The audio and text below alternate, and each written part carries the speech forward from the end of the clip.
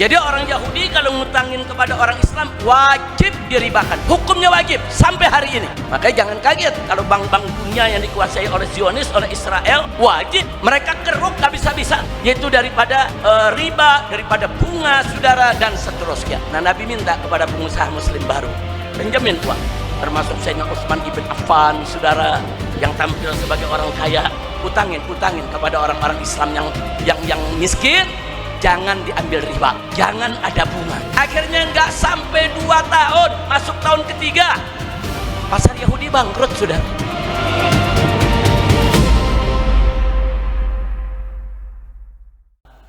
Tadi saya menyimak, betul-betul menyimak apa yang disampaikan oleh Bapak Menteri Koperasi kita, ya ikhwan, tentang bagaimana niat baik Bapak Presiden, begitu juga beliau selaku Menteri yang akan melaksanakannya, untuk mengembalikan sistem ekonomi kita ini kepada ekonomi kerakyatan, ekonomi keumatan, yang memang basisnya adalah koperasi.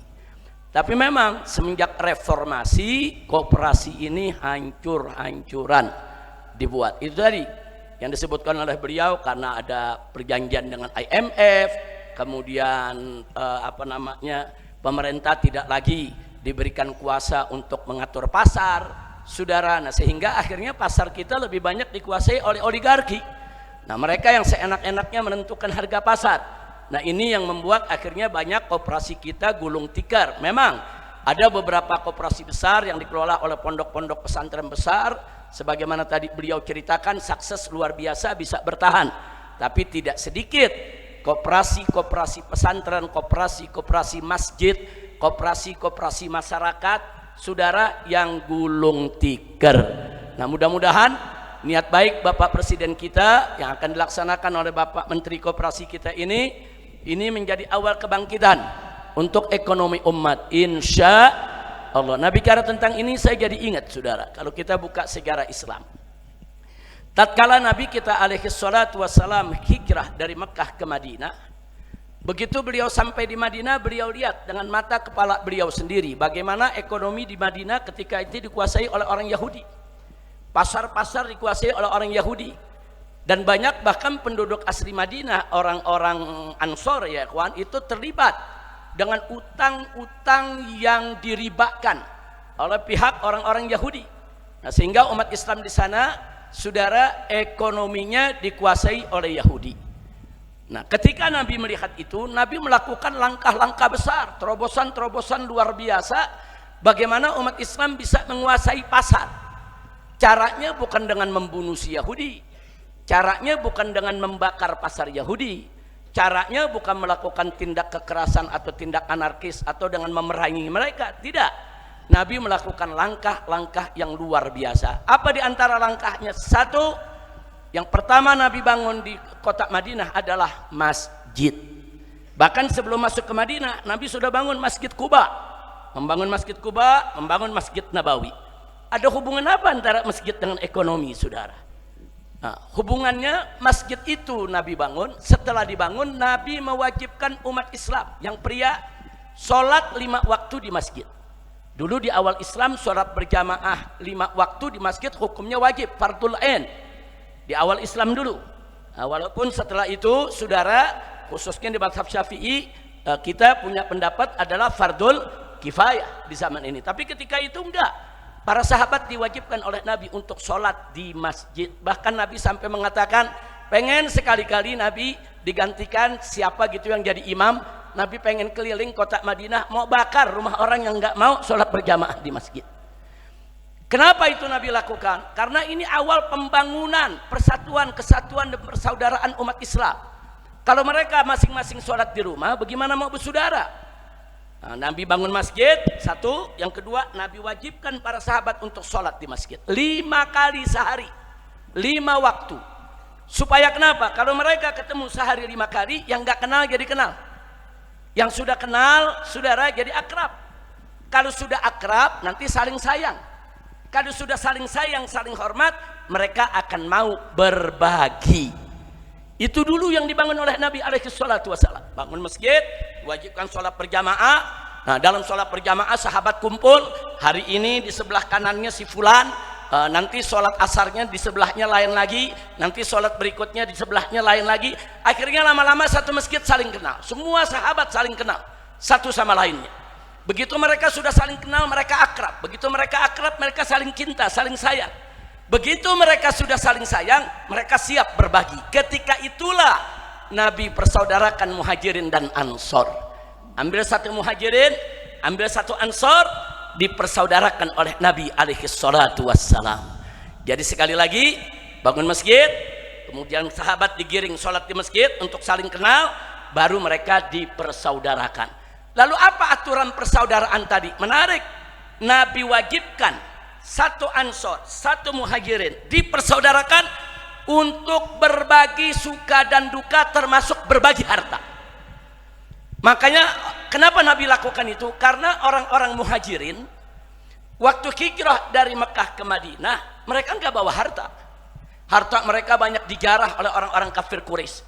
Tanah rumah mereka banyak diambil paksa oleh orang-orang kafir Quraisy. Sedikit sekali yang bisa hijrah membawa harta, membawa uang emas atau perak, saudara. Sehingga mereka datang banyak yang fukoro, banyak masakin. Sementara orang-orang Ansor sebagai pribumi kota Madinah, saudara, semiskin-miskinnya mereka, ada yang punya kebun, ada yang punya tanah, ada yang punya rumah, paling tidak ada yang punya tabungan, saudara. Nah, Nabi melihat orang-orang Muhajirin sekalipun mereka datang sebagai fuqara masakin, tapi mereka punya keistimewaan yang orang Ansor gak punya. Keistimewaan apa? Mereka pandai berniaga. Orang Muhajirin itu terkenal pandai berniaga, pandai berdagang. Kenapa? Karena kota Mekah ini kota lalu lalangnya kafilah-kafilah perdagangan dari utara selatan, selatan ke utara, saudara. Sehingga orang-orang kota Mekah ma'ruf mereka pandai berdagang, termasuk para Muhajirin. Sedangkan orang-orang Ansor banyak yang nggak pandai berniaga. Ya, mereka punya tanah dari keturunan, waris mewarisi, saudara. Kalaupun ada harta tidak seberapa. Beda dengan Muhajirin yang pandai berniaga. Dari situlah Nabi persaudarakan. Nah, begitu dipersaudarakan, si Muhajirin dibawa oleh Ansor ke rumah. Begitu dibawa ke rumahnya, ditunjukkan, ini kebun saya, kita bagi dua. Dibuka lemarinya, ini harta saya, kita bagi dua. Subhanallah. Muhajirin Ansor ikut aturan Nabi, suruh bagi dua, dibagi dua. Bahkan saudara, ada seorang Ansor yang menawarkan Muhajirin, saya punya istri 4, kita bagi 2. Sampai begitu. Maksudnya yang 2 diceraikan, selesai masa iddahnya dikawinkan kepada si Muhajirin. Saudara, termasuk Abdurrahman ibn Auf yang ditawarkan begitu. Nah, tapi apa kata sahabat ini? Jangan, saya nggak minta istrimu. Cukup sedikit modal yang kau berikan, aku mau dagang di pasar. Subhanallah. Muhajirin begitu dapat modal dari Ansor, rame-rame dagang, rame-rame buka toko, buka warung, buka pasar, saudara. Tidak sampai 1 tahun, saudara, mulai muncul pedagang-pedagang kaya baru dari kalangan kaum muslimin. Jadi Nabi bangun kebersamaan, dan Nabi ajarkan umat Islam ketika itu belanja selama kebutuhan masih ada di tokonya orang Islam, belanja dengan orang Islam. Kecuali kalau udah nggak ada, silakan belanja di toko siapa saja. Tapi selama saudara muslim masih berdagang keperluan daripada saudara muslimnya, belanja sesama para sahabat, dan itu dilakukan. Nah, begitu tahun pertama mulai muncul orang-orang kaya baru, saudara, apalagi yang terjadi selanjutnya?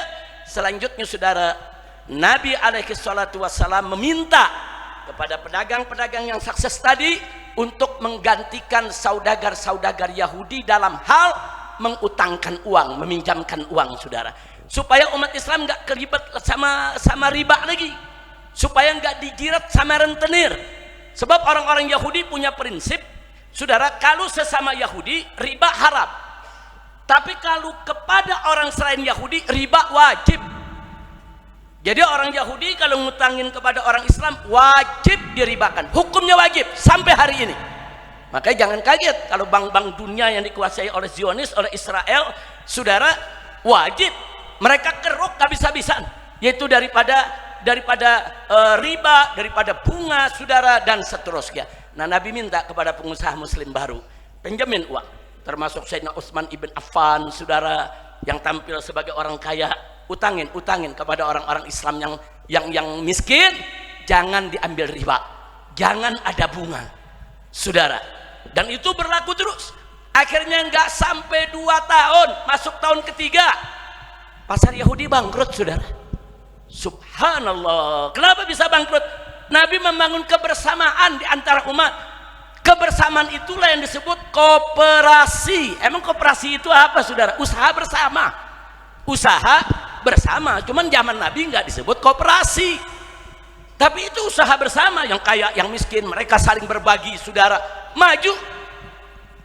Nah, jadi betul yang dikatakan oleh Bapak Menteri kita tadi, bahwa koperasi itu prinsipnya sebetulnya lahir dari ulama-ulama kita, dulunya dari syarikat Islam, yang dulunya namanya bahkan syarikat dagang Islam pada awalnya, saudara.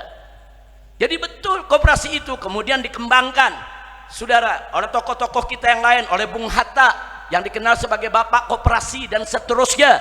Jadi memang koperasi ini, saudara, sebetulnya satu bentuk usaha bersama di dalam memajukan ekonomi umat Islam. Alhamdulillah.